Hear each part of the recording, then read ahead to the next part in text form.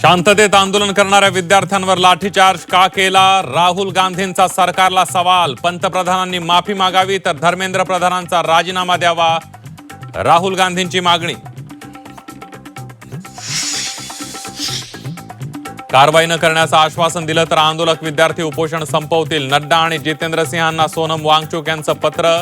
तर शांततापूर्ण निदर्शनं हाताळताना संयम बाळगण्याचंही आवाहन.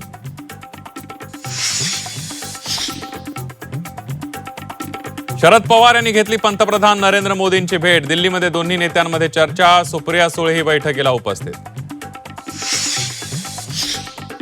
सरकारनं पहिल्याच दिवशी चर्चा केली असती तर तोडगा निघाला असता. सत्ताधाऱ्यांच्या डोक्यात हवा गेली आहे. ठाकरेंचा मोदी सरकारवर निशाणा.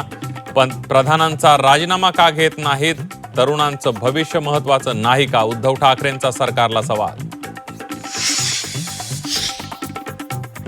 वन नेशन वन इमोशन म्हणत आदित्य ठाकरेंकडून आंदोलनाची हाक. विद्यार्थ्यांच्या समर्थनार्थ 24 जुलैला शिवाजी पार्कवर तिरंगा आंदोलन.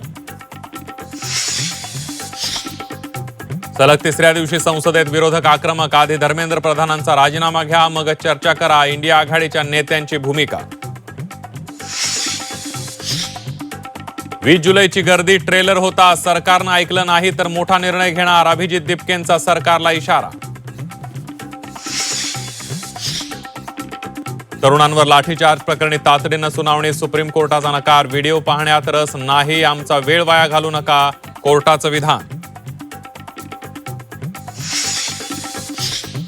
कर्जमाफीची पहिली यादी जाहीर. यादीमध्ये 553 शेतकऱ्यांची नावं.